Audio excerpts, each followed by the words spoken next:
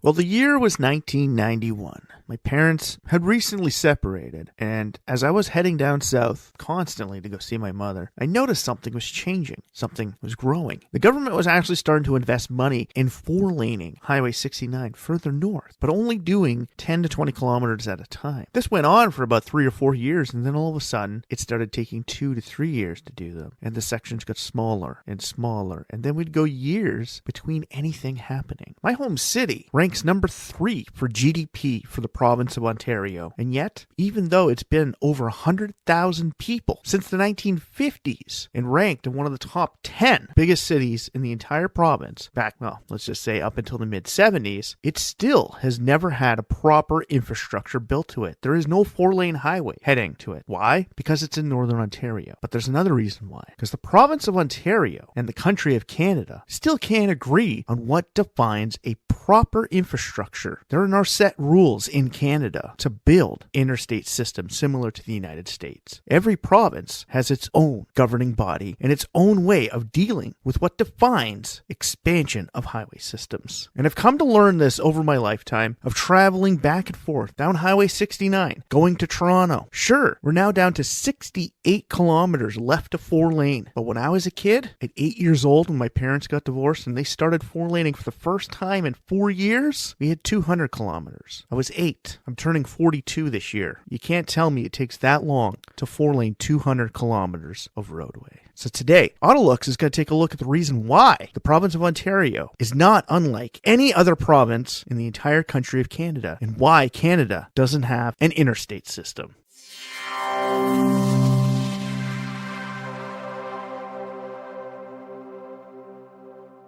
Welcome back to the AutoLooks podcast. I am your host, as always, the Dr. to the automotive industry, Mr. Everett J, coming to you from our host website at AutoLooks.net. If you haven't been there, stop by, check it out, read some of the reviews, check out some of the ratings, go to the Corporate Links website page, check our end of the year reviews, all from AutoLooks.net. And while there, check out the help pages and see some of the other stuff that we have on the website. The AutoLooks podcast is brought to you by Ecom Entertainment Group and distributed by Podbeam.com. The AutoLooks podcast is hosted by the one and only Mr. Everett J and distributed by Podbeam. Going across every major streaming site from Spotify to iTunes, you can find the AutoLooks podcast at. And if you'd like to get in touch with us, send us an email over at email@autolooks.net. So like I said in the beginning, a Canadian interstate system. Well, if you're like myself and you've traveled across the Great White North, I've literally been from sea to sea on our highway system. I have traversed, except for a portion of the Trans-Canada in Newfoundland, because it's the only province I haven't been to, I've traversed every other portion of the Trans-Canada highway. And while traversing it, I've come to realize that there are only 2 provinces in this entire country that you have to travel on a 2-lane highway. Why? Because every other province, except for British Columbia and Ontario, believe that the Trans-Canada is a vital piece of infrastructure that needs to have the most amount of money into it because, like I said, it's a vital resource. It's where all of our trade travel on. The Trans-Canada traverses from coast to coast, essentially, because it actually goes all the way up to Inuvik. Now, we're not saying you need to 4-lane it going all the way up to Inuvik, where, essentially, there's barely anything. Because when you leave Dawson City, you're over 6 hours of nothing. Literal nothing. One gas station in the middle, and that's it. But going from Victoria all the way out to Nova Scotia, traveling along the Trans-Canada Highway, nearly every major portion of it is 4-laned. There's a section that goes out to the Cabot Trail in Nova Scotia that's not complete, but Nova Scotia is working on it. The reason why that section hasn't been done is because it's low volume. They have a 4-lane limited access highway going all the way to Halifax. So you can go from Halifax all the way up and down through the Southern Ontario belt and out to Windsor. You can access every major area of the United States. On the east coast of Canada, they've determined that every vital link road needs to be expanded. Whether it be limited access 4-lane or limited access 2-lane, it needs to be expanded. For an area that barely has any growth, like I said, when my parents divorced in 1991, the country of Canada had less than 30 million people. We were literally sitting at about 24 million people in this country. We have literally just crossed the 40 million mark last year in 2024. So we've added a ton of those people. But where did they go? Lower mainland BC, St. Lawrence Seaway in Quebec, and southern Ontario, which is essentially anywhere south of the Muskokas. Besides that, a travelway between Calgary and Edmonton are the only other areas in the country that is substantially growth. So why is it when I'm on the east coast of Canada, I'm traveling on a 4-lane highway? Literally, Trans-Canada Highway through New Brunswick is 100% 4-lane. I traveled out there back in the 90s after my parents were divorced. I think it was about 93, 94 when we went out there when they were building their limited access freeway style 4-lane highway in an area that had cities smaller than my home city. They were building these. They were building them in Nova Scotia. They were adding them to Newfoundland, all from areas that don't have the same amount of population as what runs between North Bay and Sault Ste. Marie, Ontario. Sault Ste. Marie is nearly 80,000 people. The city of Greater Sudbury is 168,000 people. And the city of North Bay is creeping closer to 60,000. Doesn't seem like a lot considering the fact between Sudbury and the Soo is 3 hours and Sudbury and North Bay is an hour and a half. But when you're on the east coast of Canada, from Edmundston all the way down to Fredericton is nearly 2 hours. From Fredericton to Moncton is nearly 2 hours. And then from Moncton to Halifax is nearly 3 hours. But they have a limited access highway. And at the time in the 90s, all three of those cities, excluding Halifax, were all smaller than both Sudbury and Sault Ste. Marie. But they built it. They developed an interstate system because they knew the trade routes would help benefit their economy. They knew people are more likely to travel into areas with freeway access highways. If not that, at least 4-lane broken road highways. If you've traveled from Toronto all the way up to North Bay, Ontario, it's a 4-lane broken, not freeway style everywhere, but broken highway. That's why Highway 11 is not 411. And the province of Ontario is one of the few areas in the entire country that actually has its own dedicated interstate style number codes for highways. Anything marked 400 is limited access throughways. So Highway 11 going up to North Bay can't be considered the 411 because it's not limited access the whole way. 400 going all the way up to Parry Sound is the 400. Once complete all the way to Sudbury, it would be the 400 going from Toronto to Sudbury. Unfortunately, that's a 60-year-long endeavor considering the fact that Highway 69 wasn't even completed until the mid-1960s, and its 4-laning started in 1978, and nothing has been done. The amount of traffic on Highway 17 between North Bay and Sault Ste. Marie far exceeds the traffic that you'll find running up the coast of New Brunswick. And yet last summer when I was traveling, I decided to take the back route, go up towards Bathurst, and it's a 2-lane limited access highway. But it was still limited access. It was still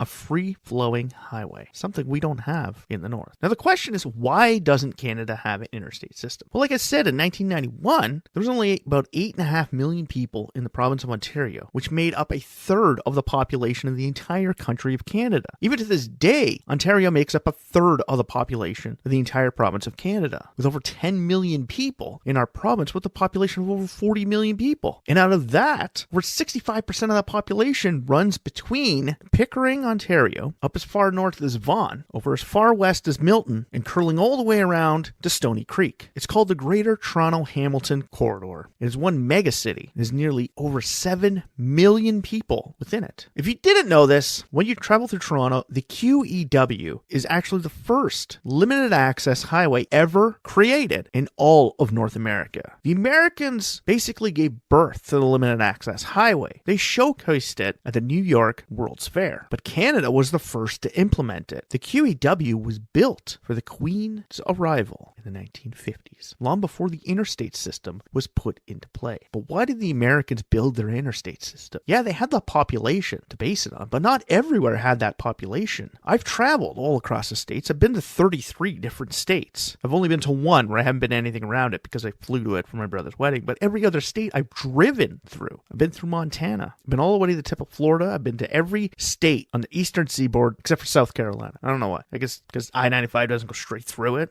To the south or north, one of the two. And while traveling through a lot of these, like Montana, the state of Montana has a smaller population than all of northern Ontario, but has an interstate, technically 2 interstates running right through it. They have their east-west, and they have a north-south line. North-south line is only made to connect to the Canadian border, and then east-west is made so you can get across the country. They built this system because every state had to have an easily accessible highway that was safe and flowed from state to state. Canada, we have never enacted that. Every province has its own set rules, and that's a big problem. When you consider the fact that over the next 30 years, years, Canada is going to be adding over another 20 million people. So we're going to finally hit 60 million people within the next 30 years. We're going to need better highway systems. We need better infrastructure to move people along. The province of BC has now outlined that Highway 1, or the Trans-Canada Highway along its southern corridor from the Alberta border all the way to Vancouver, now needs to be expanded. They're not going full limited access. In some areas, they're just doing 4-lane broken roads, but they say it's because it's too costly to move people out to build these highways. It's like, well, let me see. You've had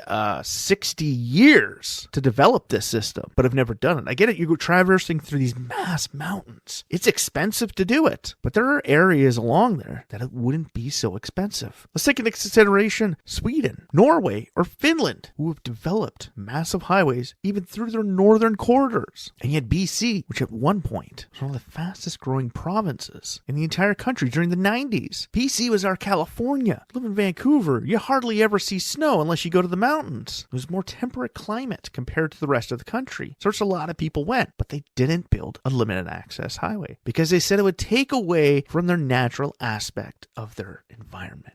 Well, go live in Kelowna, BC right now.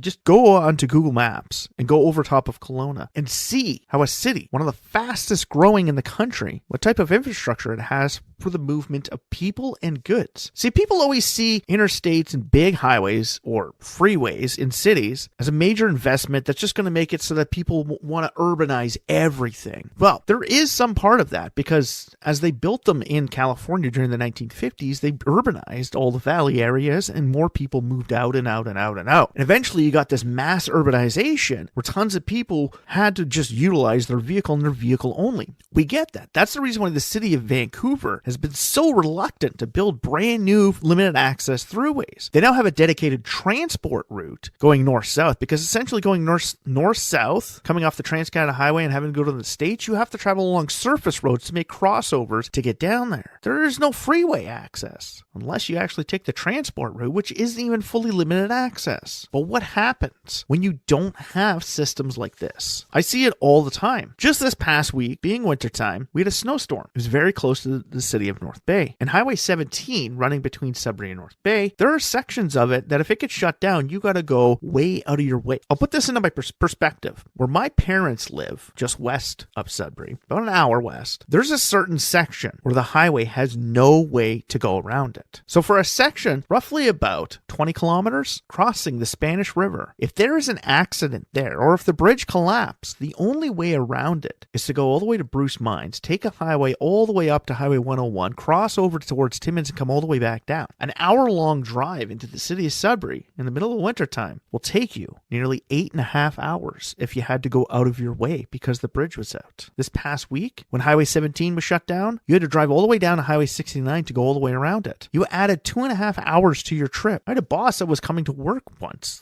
They were coming from Thunder Bay all the way to Sudbury to our office. And the Highway 17 was shut down and they had to go take Highway 11. It added 10.5 hours to their trip because all we have are 2-lane highways. When there's an accident with a death on it, the highway gets shut down between 6 to 8 hours. That means goods crossing the country are literally at a standstill for an entire shift. Okay, that's in the perspective for you. An entire shift. Sault Ste. Marie is one of 2 steel cities in the entire country. The other one being Hamilton. Hamilton has limited access freeways everywhere around it. It's the Greater Toronto Hamilton area. It is the area that over 90% of the infrastructure money for the province of Ontario are injected into. Yes, the rest of the province fights over the remaining 10%. Trust me, the government of Ontario refuses to finish the highway, the 68 kilometers coming to Sudbury, because the price tag is nearly $3 billion now. 20 years ago, they said it was too expensive when it was 120 kilometers at $1.1 billion back then. That same year, they said $1.1 billion is too expensive to finish the highway. They wrote a check to put 1 kilometer of collector lanes in Mississauga for $115 million. They didn't even have an assessment done, and they wrote the check for it. The year the Doug Ford government denied 69 being finished, he's saying nearly $3 billion is too expensive to finish that for the traffic volumes that we have. Meanwhile, They dumped over $6 billion into the city of Toronto to expand its subway lines. But they can't finish our highway they've been working on for 60 years. 60 years. Yes, this entire country has an infrastructure problem. Recently, with Trump getting back into power in the United States and him putting out the idea of Canada becoming the 51st state, I always love to hear this and I laugh about it. I said, the funniest thing is if I actually became the 51st state, you know what would happen to the province of Ontario and BC? I'm like, they'd be fucked. Literally, I'm putting that right out there. They would be 100% fucked. Because if Canada was a 51st state, the interstate law in the United States would come into effect. Now, the prairies, their 4-lane highways aren't fully limited access, not everywhere. So for them, it's just building bridges. That's all it is. That's not too bad. Same as Saskatchewan, Manitoba, Quebec, no problem. East Coast, already done. Ontario, Highway 17 is the Trans-Canada in Ontario. And the 4-lane of 417 ends right outside of Ottawa. Just outside of Arnprior, Ontario, is where the 417, the 4-lane ends. The next time you ever hit a 4-lane highway is 5 hours later. When you're going through Sudbury, you travel along a 20-kilometer section built in 1981 when the government promised a 4-lane Highway 17 for us, but didn't. They built 20 kilometers, limited access. Actually, it's not even fully limited access because the very last connection where the old highway, which is now 55, Regional Road 55, comes out, it's a crossover onto the highway. And trust me, there's at least 3 to 6 people killed every year at that intersection. Every year. And they still refuse to do anything about it. After that, you hit another 40 kilometers outside of Sault Ste. Marie, Ontario. After you leave Sault Ste. Marie, the next time you hit a 4-lane at-grade crossing section of highway is just outside of Nipigon, Ontario. Nearly 6.5 hours later, just before that section is slowly being built up. Between there and Thunder Bay, about 2 hours, you cross over a multitude of different 4-lane sections. After Thunder Bay, you don't hit another 4-lane section of highway until you cross over to the Manitoba border. Right now, they're starting to expand Highway 17 to 4-lane at-grade crossings from the Manitoba border all the way to Kenora, only because the province of Manitoba fought with the province of Ontario, stating the fact that most people from the city of Winnipeg have camps in Ontario by Kenora, not on Lake Winnipeg. So they pushed us to expand our highway. Outside of my door on 17, when I ride on it, is over 1,500 kilometers from where I am to the Manitoba border. And I'm over 5 hours away from Ottawa. So from here, it's nearly 500 kilometers, nearly 2,000 kilometers across the province of Ontario, the Trans-Canada Highway. Out of that 2,000 kilometers, about 120 kilometers of that is 4-lane. So 1,880 kilometers across the province of Ontario is 2-lane standardized highway that was built between the 50s and 60s. You only have passing lanes. This is the Trans-Canada Highway. It traverses our entire country, and it's 2-lane. Pretty funny, huh? Second largest country in the world. Third country in the world for oil. One of the top countries in the world for mineral reserves. And one of the top countries in the world for the amount of fresh water. And yet, if you want to cross this country, when you get to the city of Sault Ste. Marie, it's actually safer for you to cross the border into northern Michigan, cross the top of the peninsula all the way across to Wisconsin and Minnesota, and come up by Winnipeg. Even though the third best drive in the entire country for scenery is from Batchewana Bay to Nipigon, Ontario, Highway 17. I get it. If you 4-laned it, you would lose that luster.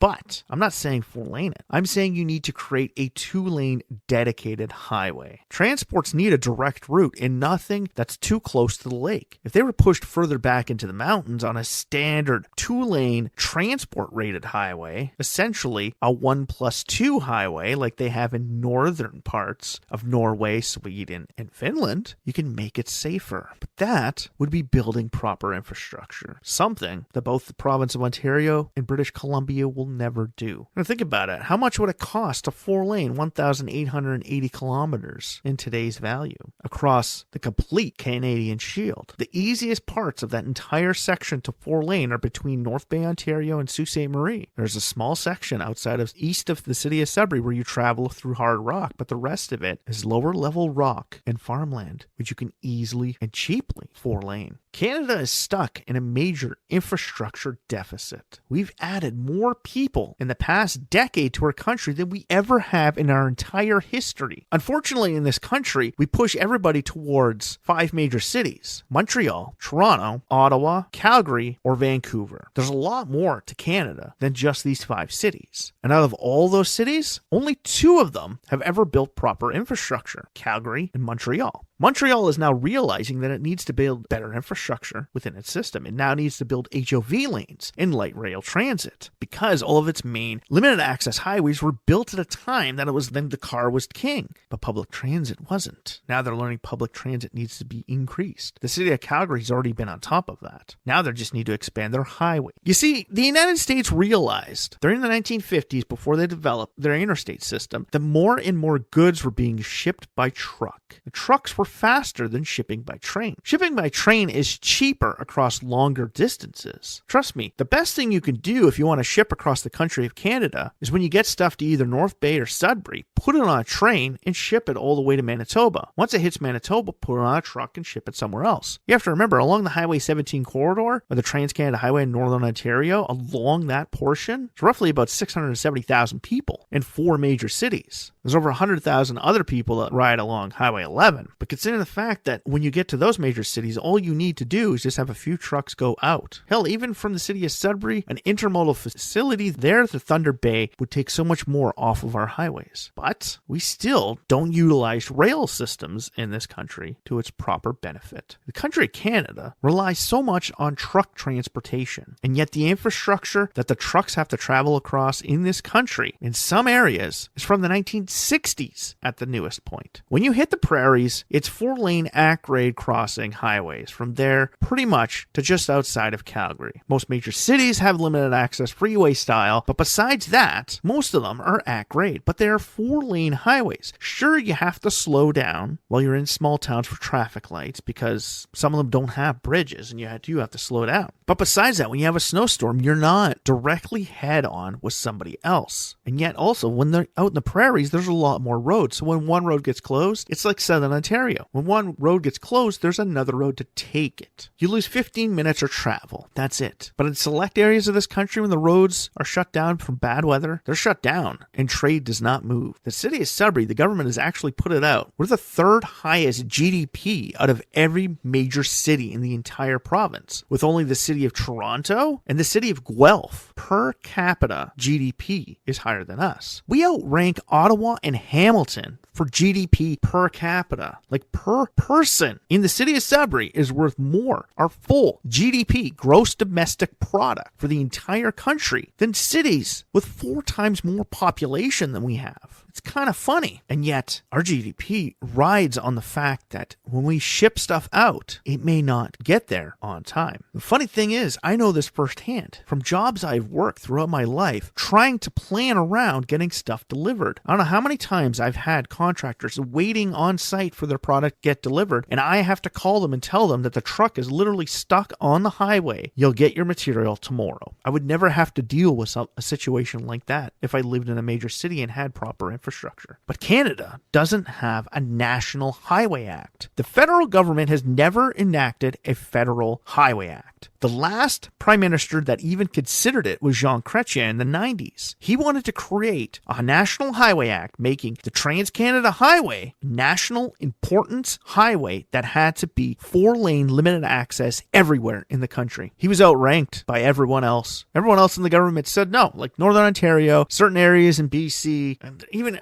out in the prairies or the East Coast. There's not enough population to warrant this. It's going to cost us so much money and it's not going to benefit us.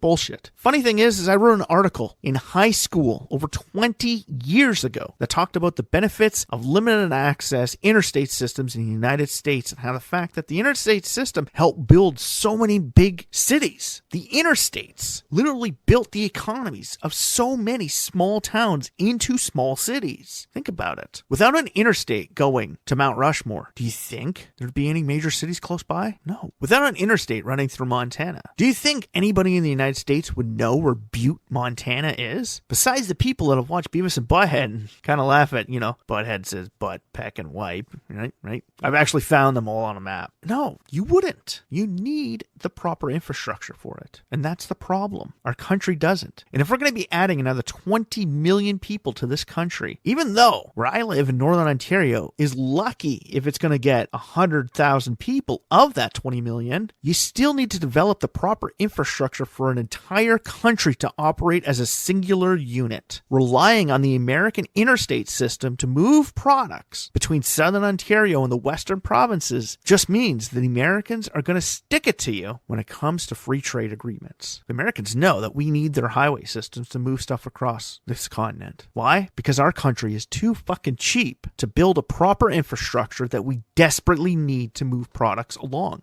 Our GDP could increase with a national interstate system, or in this case, a national interprovincial system. Chrétien was onto something, and unfortunately, unless the replacement for Justin Trudeau in our country comes to an agreement and actually states that we need to get this put into place, it'll never happen. As you've already noticed, all provinces, except for 2, understand the importance of our national highway. So in all reality, will it ever get done? Will I ever be able to drive on a 4-lane highway from my home city 4 hours south? My grandfather always told me he would never see it. My father didn't believe that he wouldn't, but my father actually believes now he will never see it, considering the fact that he's turning 70 soon, this year. And I believe him. I don't think he'll ever see that highway finished. I'll be lucky if my son becomes the first generation in our family to drive on a 4-lane highway from our city to the south. Why? Because of the highway standards set in place by the province of Ontario. They're set at a 95% capacity rating based off of traffic volumes in the Greater Toronto area. That is why. Where every other province bases it on overall traveling, which means if a highway far exceeds 60% capacity over a 24-hour period at any point, it's expanded. In Ontario, it has to be 95% capacity for 24 hours to prove it needs to be expanded. So in all reality, our federal government really needs to step in, put their foot down and say we need a national highway pact. And because of that, Canada will never have its own interstate system. So if you like this podcast, please like, share, or comment about it on any major social feeds or streaming sites that you found the AutoLooks podcast on. Go to the website, read some of the reviews, send us a comment, send us an email at email@autolooks.net, and tell us what you think about Canada developing its own interprovincial highway system. Do we need a highway pact? We